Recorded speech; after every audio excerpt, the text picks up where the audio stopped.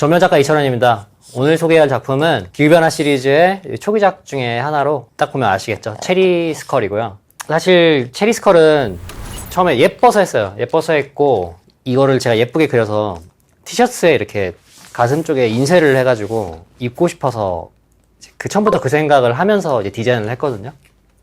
그리고 회사원일 때 제가 남아공 가서 그 클라이밋 리얼리티 프로젝트에서 이제 그 트레이닝을 받고 왔을 때예요. 그래서 기후변화 관련 환경운동가로서 이제 열정도 넘치고 이제 이런 기후변화 시리즈를 작업을 해야겠다라고 생각을 처음에 이제 했던 때가 또 그때고요. 그만큼 또 오래됐어요. 이게 2015년에 작업한 거거든요. 이제 거의 10년이 다 돼가는데 지금 보면 지금 작품이랑 좀 차이가 좀 있어요. 어떤 차이가 있냐면 제가 지난번에 그 오렌지에 대해서 얘기할 때 제 점묘화 작업의 단점 중에 하나는 사람들이 이거를 점묘화라고 생각을 하지 못한다 했는데 이 작품은 보면 점묘화인 거를 알 수가 있어요. 왜냐면 밀도가 제가 요즘에 작업하는 작업들에 비해서 되게 많이 떨어지거든요. 그래서 점들이 다 살아있는 게 눈에 보이고요. 그리고 빈 공간, 흰색 공간들이 잘 보이도록 작업을 했어요. 이 작품은 제가 추후에 전시를 했을 때 반응이 되게 좋았고요. 여러 가지가 있는 것 같은데 체리 모양 자체가 예쁘잖아요. 그래서 체리 모양을 그대로 따왔고 색깔도 그대로 따왔는데 재밌게도 이 작품이 기후변화 시리즈 중에서 제일 많이 팔렸어요.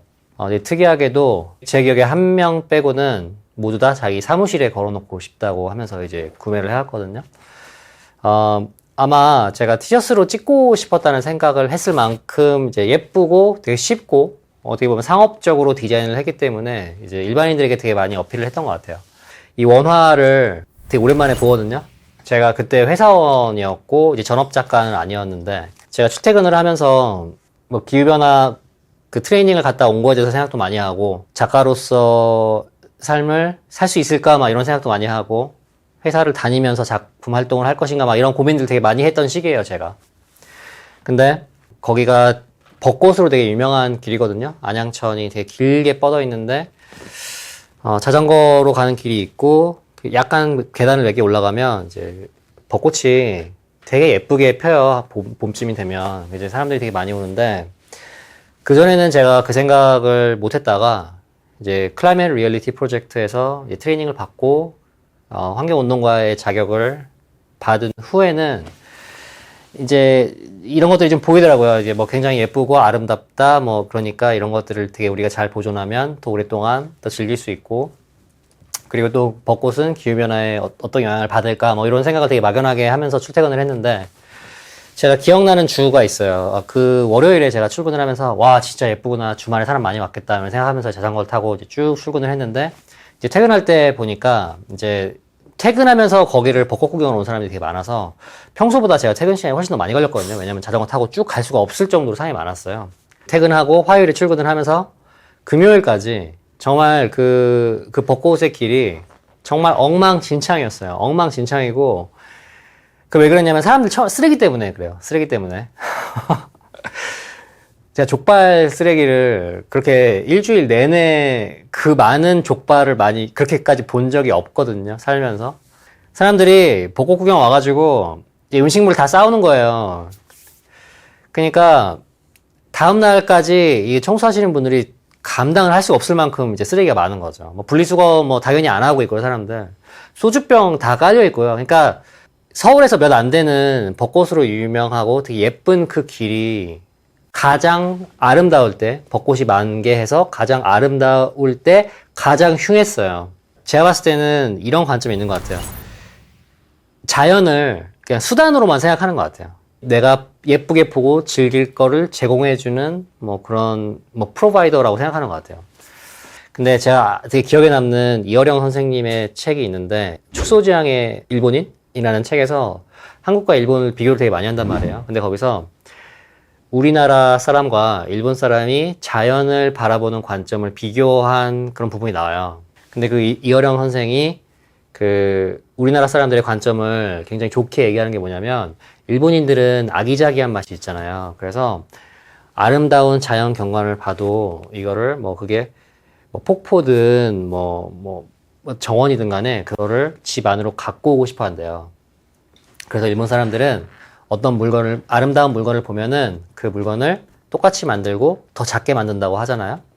근데 우리 조상들은 그렇지 않았다라는 게 그 책의 요점이거든요. 우리의 조상들은 아름다운 자연을 보면 있는 그대로를 바라보는 거를 더 좋아했다. 자연스러움을 더 소중하게 여겼다. 이런 부분이 나와요, 그 책에. 이게 굉장히 좋은 얘기잖아요. 생각이 나는 거예요. 출근하면서 그 족발을 보면서 그 족발과 이어랑 선생이 그 책에 썼던 우리 조상들이 자연을 바라봤던 그 관점, 우리가 자연을 대했던 방식, 우리는 자연에게서 이러이러한 도움을 받고 이런 것들을 잠깐 빌려서 쓰고 간다. 뭐 이런 내용이 있었는데 지금 우리는 뭐 저를 포함해서 지금은 이렇게 아름다운 벚꽃이 핀다라고 하면 그거를 이제 함께 예쁘게 보고 즐긴다라기보다 이 배경에서 내가 하고 싶은 거를 해야 되는 것 같아요. 이 벚꽃 밑에서 경관을 바라보면서 막걸리랑 소주를 먹어야 되고 족발을 뜯어야 되고 근데 이거를 누군가 대신 치워줄 거라고 생각하고 그냥 막 뿌리고 가는 거죠. 제가 그때 그래서 되게 많이 실망을 했고 기분도 되게 안 좋았어요. 일주일 내내 기분도 되게 안 좋았는데 물론 당연히 아침에 출근할 때 누가 더러운 길을 자전거 타고 가고 싶겠어요. 위에는 예뻐요. 위에는 쓰레기를 버리지 못하니까 벚꽃이 만개해서 예쁘게 있는데 밑에는 쓰레기가 끝도 없어요. 진짜 끝도 없어요. 그리고 음식도 다양한 분식부터 한식까지 굉장히 많이 깔려있단 말이죠. 그래서 그때 조금 또 그런 생각을 했어요. 이 작품을 그렸던 시기인데 우리나라 사람들이 그 체리 피킹 한다는 표현이 있거든요. 그러니까 내가 하고 싶은 것만 하는 것 같아요. 즐겼으면 그거에 대한 책임을 지고 뭐 먹었으면 치워야 되고 그런 의식이 전혀 없다고 느꼈어요. 그래서 지구를 바라보는 관점이 지구와 우리를 분리해서 생각하는 것 같아요. 지구를 수단으로 생각하고 내가 필요한 것들을 제공해주는 그냥 프로바이더로만 생각하는 것 같아요. 그래서 그때 조금 기분이 별로 좋지 않았고 그래서 이 작품의 부제도 체리 피킹 뭐 아니면 체리 피커 뭐 이런 식으로 또 쓰고 싶었었거든요. 제 작업물은 단순하고 제가 얘기하고자 하는 바도 스트레이트포워드 하지만 제목이 되게 중요하다고 그랬잖아요. 그래서 체리 피커라고 쓸까 말까 고민을 좀 되게 많이 했어요. 하여튼 저에게 이 작품의 부제는 아직도 체리 피커거든요. 체리 피커. 그게 우리를 얘기하는 거예요. 우리들을 얘기하는 거고 제 그림은 해골류는 그렇게 많이 팔리지 않아요. 왜냐면 예쁘다고 하고 마음에 든다고는 말은 많이 하는데 이거를 사서 우리 집이나 어디에 걸어놓기엔 좀 부담스럽다, 약간 무섭다 이런 얘기들을 많이 들었거든요. 근데 요거는 그럼에도 불구하고 많이 팔렸고요. 그리고 제가 그 다음 해 한글날에 광화문 광장에서 현대자동차랑 그 라이브 전묘를 하는 자동차 위에다가 아반떼 얘기해도 되나? 아반떼 위에 점을 찍어서 그림을 그리는 이틀 동안 그 라이브 이벤트를 했었어요. 콜라보레이션을 했는데 그때 이제 실제로 제가 이거를 옷에 찍어서 입고 나갔어요. 그 너무 좋았어요. 근데 뭐 누가 알아주고 뭐 그렇다기보다 내가 그린 그림을 내 옷에 찍고 나간다는 되게 재미있다고 생각을 또 했었거든요. 체리 얘기를 잠깐 하자면 체리는 또 아보카도랑 또 되게 달라요. 체리는 지구에 악 영향을 되게 덜 주는 작물이거든요. 다시 얘기해서 체리는 재배함에 있어서 환경에 최소한의 영향만 주는 작물이에요. 그래서 산소를 되게 많이 발생시키는 제가 지난번에 소개했던 아보카도와는 또 반대되는 작물이거든요. 환경에 악영향을 주는 거는 거의 인간이 선택하는 재배 방법에 있다고 그래요. 그러니까 그게 무슨 얘기냐면 뭐 농약을 너무 많이 쓴다든지 아니면 단일 재배를 한다든지 뭐 그래서 이제 토양에 조금 무리를 준다 뭐 이런 거를 제외하면 체리 자체는 환경에 굉장히 좋은 작물이고요. 그래서 이제 또 PD님이 저한테 뉴스를 하나 또 공유해 주셨는데 올해 올라온 뉴스를 보니까 제 기후변화 시리즈 작업물 중에 사과를 작업한 게 또 있어요. 사과랑 체리가 이제 그 재배하는 위치가 이제 스위치 된다는 기사가 떴거든요. 이게 무슨 얘기냐면 충남 예산이 이제 사과로 유명하잖아요. 이제 온난화 때문에 이제 기온이 너무 높아지다 보니까 이제 사과는 이제 혼행성 작물이라 하더라고요. 그래서 선선한 날씨에 재배가 잘 되는 과일인데 너무 뜨거워지다 보니까 충남 예산을 비롯한 사과로 유명한 지역들이 더 이상은 이제 선선한 날씨가 유지가 되지 않다 보니까 강원도 쪽이나 이제 평택 뭐 이런 쪽으로 재배지가 좀 옮겨간다고 하고요.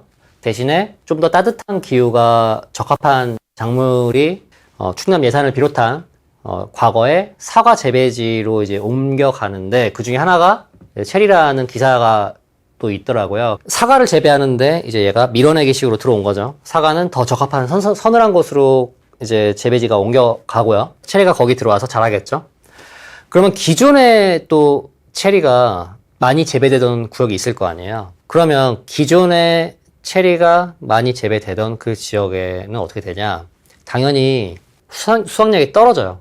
체리 나무가 수확량에 영향을 받는 게 두 가지가 있는데, 이제 그 중에 하나는 이제 chill hour라는 게 있대요. 이게 chill hour라는 게 뭐냐면, 체리 나무가 그 온도에서 유지되어야 되는 그 최소한의 기간이 있는데, 다 합쳐서 한 달 정도가 돼야 된다고 해요. 이제 겨울조차 너무 따뜻해지다 보니까, 이제 충분히 그 시원한 시기를 체리 나무가 가지지 못하면, 이제 수확량이 떨어지고요. 그리고 제가 지난번에, 다른 영상에서 포도가 쪼그라든다 얘기를 했죠. 과수 화상병이라고, 그러니까 과수 이제 과일을 얘기하는 거고, 화상병은 이제 사람이 화상 입는 거랑 똑같죠. 너무 뜨거우니까 이제 과일들도 이제 화상을 입는 거예요. 그래서 타는 거죠, 조금씩.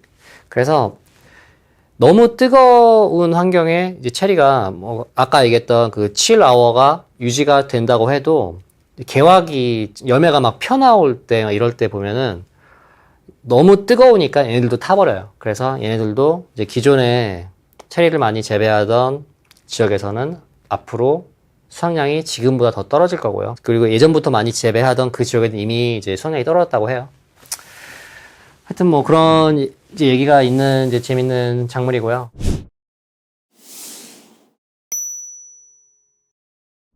마지막으로 그 당시에 요 그림을 그릴 때쯤에 이제 남아공을 다녀와서 되게 기억에 남는 교육의 한 부분이 있어요. 마무리 거의 끝에쯤에 와서 제가 잊지 못하는 슬라이드가 하나 있어요. 그게 뭐냐면 wrong bus syndrome이에요.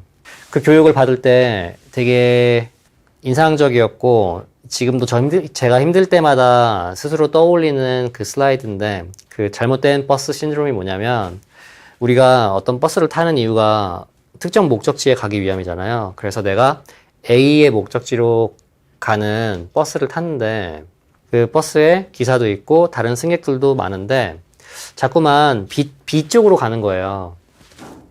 대부분의 사람들은, 아마 저도 그럴 것 같은데, 대부분의 사람들은 이 방향이 A 쪽이 아닌 것 같은데, 근데 사람들이 가만히 있네. 내가 잘못됐나? 이러고 몇 정거장을 또 간대요. 근데 아무리 생각해도 이상한 거예요.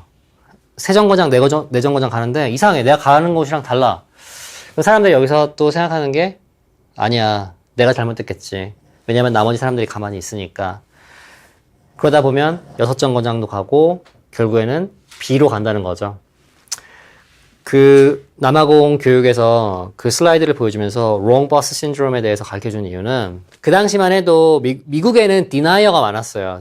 그 당시에 우리나라에는 디나이어가 없었거든요. 디나이어가 누구냐면 그 기후변화를 부정하는 사람들이에요. 그래서 갔을 때도 미국에는 이미 벌써 되게 많이 싸우고 있다 그랬어요. 미국에서 이 기후변화는 진짜가 아니다. 지구의 온도 상승은 자연스러운 거고 화석연료와는 상관이 없다. 이러면서 막 싸우는 사람 되게 많고, 뭐 정유회사, 뭐 석탄과 관련된 비즈니스를 하는 그런 회사들이랑 되게 많이 싸웠어요. 그래서 서로가 적이 되고 이거는 이렇게 하면 안 된다, 어쩐다 막 이랬는데, 화석연료를 쓰는 것 자체가 되게 편하니까 그 버스에 있는 사람들이 기후변화에 안 좋은 걸 알고 있으면서도 B로 가고 있는데 가만히 있는다는 거예요. 모른 척 한다는 거죠. 근데 그게 wrong bus syndrome이라는 게, 그 사람들이 가만히 있는 이유가 여러 가지가 있어요. 나도 가만히 있는 이유가 여러 가지가 있는데, 첫 번째는 몰라서. 근데 나는 트레이닝을 다녀왔으니까 알죠. 뭐가 환경에 나쁘고, 그리고 우리가 상식적으로 또 아는 게 있잖아요.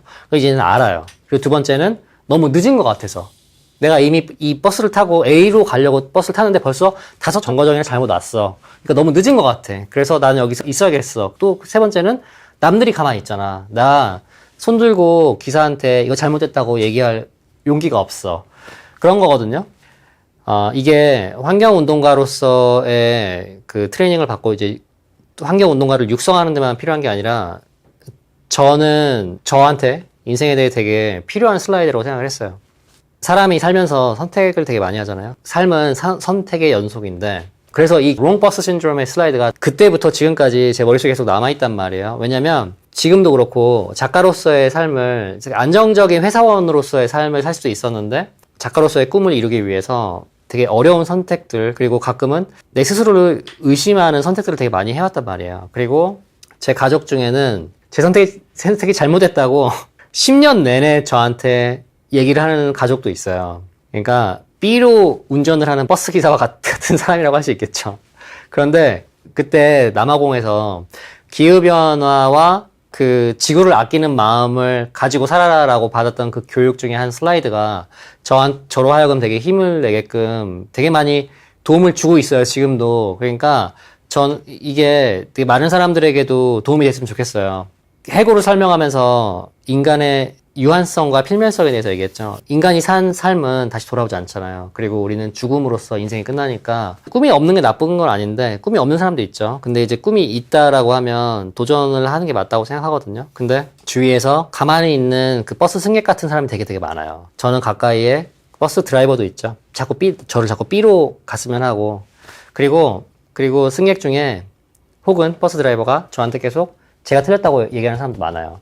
분명히 이 버스는 A로 가는 버스가 맞거든요. A라고 버스에 써 있단 말이에요. 근데 이거는 A로 가는 버스가 아니라 B로 가는 버스라고 얘기하는 사람이 되게 많아요.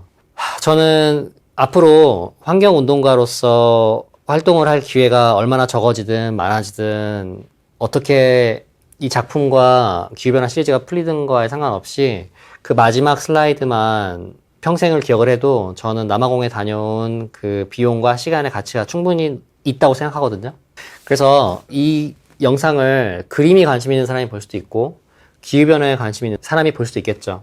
당신의 꿈이 예술가든지 아니면 당신이 기후변화 환경운동가 혹은 그런 쪽에 당신의 에너지와 시간을 투자하고 싶은 사람이든지 한 정거장만 지났어도 바로 액션을 취하는 사람이 됐으면 좋겠어요. 할 수 있는 게 한 2가지 정도 있거든요. 기사에게 강하게 얘기해서 원래 A로 운전할 수 있도록 버스를 바꾸는 거고요. 그렇게 된다면 나머지 승객들도 A로 가려고 탄 사람들이에요. 그러면 정말 큰일을 할 수 있겠죠. 그리고 2번째로 그 여건이 도저히 안 된다라고 하면 내가 내리는 방법이 있어요. 그러면 나라도 더 이상 잘못된 길로 가지 않겠죠. 제가 하고 싶은 얘기는 그거거든요. 그래서 자기가 가지고 있는 삶에서 가지고 있는 어떤 가치가 있겠죠, 다들. 내가 중요하다고 생각하는 가치. 내가 내 삶에서 추구를 해야만 한다고 생각하는 그 가치. 저한테는 예술가로서의 길이 그거고요. 그리고 우리가 환경이고 우리가 지구이기 때문에 환경을 아끼고 그리고 우리 뒷세대들한테 우리의 삶을 지속 가능할 수 있는 삶으로 유지해줄 수 있는 지구를 넘겨줄 수 있는 그런 삶을 사는 게 이제 2번째예요. 그래서 여러분들도 누가 볼지 모르겠지만 여러분들도 그 롱버스 신드롬에 대해서 항상 생각을 하고 내 의지대로 나한테 중요한 가치를 추구하는 사람이 됐으면 좋겠습니다. 그래서 그림 얘기하면서 되게 긴 얘기를 했는데 사실 오늘은 그래서 이제 제 초기작을 이제 얘기를 했고요. 2015년에 그린 이제 체리 스컬 그리고 부제는 체리 피커에 대해서 얘기를 했는데 이게 보니까 되게 감회가 새롭고 제가 지금 또 기후변화 시리즈를 또 새로 시작을 했어요. 지금 제가 작업하는 방식이랑 거의 10년 전에 9년 전에 작업했던 이 초기작의 작업 방식이 되게 많이 다르더라고요. 배울 점이 있어요. 배울 점이 있고 이 그림으로 인해서 이제 제 기후변화 시리즈가 이제 시작이 된 거죠. 그런 의미가 있어요. 이 디자인 자체가 엄청나게 독창적이라기보다 일반인들이 보기에 이제 거부감이 없고 그리고 해골이 무섭지가 않다. 그리고 체리가 충분히 연상이 된다. 이런 장점이 있었어요. 마음에 드는 점은 누가 봐도 전묘화인 게 명확하게 보여요. 점이 다 살아있어요. 그래서 너무 마음에 들고 옛날 기억도 많이 나고 그리고 제가 남아공에 다녀와서 클라이밋 리더로서 환경운동가의 자격을 처음 받았을 때 전묘화에 대한 열정도 넘치고 환경운동가로서 에너지도 넘칠 때 기억이 나거든요. 아마 우리나라에서 이제 체리도 더 쉽게 싸게 먹을 수 있는 날이 금방 오겠죠. 하여튼 오늘은 체리에 대해서 얘기를 했고요. 다음번에는 이제 사과 다음 시리즈에서 인사드리도록 하겠습니다. 감사합니다.